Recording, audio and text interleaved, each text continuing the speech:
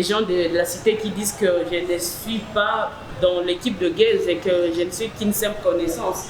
Ils ne peuvent que dire, moi je ne suis pas pour les Belges, je ne suis pas là pour les Belges, je ne peux pas m'aventurer à me poser devant vous pour me présenter comme porte-parole et chargé de communication des Guez pendant que je ne le suis pas. C'est vraiment trop bas, c'est pas de mon niveau, quoi.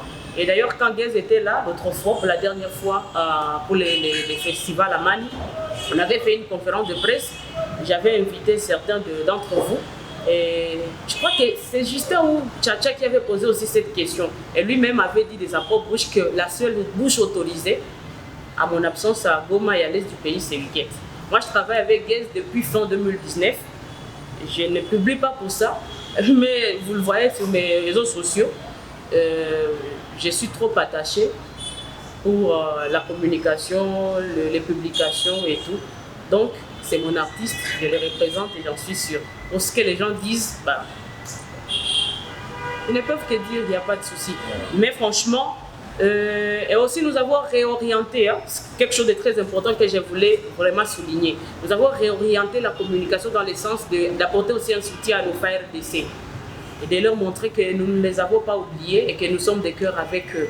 Et avec le niveau de l'artiste est connu peut-être au niveau international, quand il est en train de partager les communiqués, disant qu'il y a eu report suite à la situation sécuritaire, même les gens qui ne connaissent pas ou qui ne connaissaient pas, c'est dire à l'Est il y a telle chose, telle autre. Mais c'est pas fini, parce qu'on sait que l'actualité ou la situation sécuritaire, ça devient vraiment de plus en plus répétitive et peut-être ça peut prendre fin momentanée, mais après quelques mois encore ça revient. Nous voudrions que ça prenne fin pour de vrai, pour éternellement, pour de vrai, et que la paix règne pour de vrai à l'est du pays, parce que c'est devenu vraiment une nourriture quotidienne et ça n'affecte beaucoup plus. J'ai vu même sur les réseaux sociaux, on disait, oh, vous êtes en train de organiser des concerts pendant qu'il y a la guerre. Il y a même les gens qui se permettaient de commenter disant que, mais à l'Est, mais à l'Est, la guerre de l'Est, ça ne finit pas. Mais qu'est-ce que ça va changer?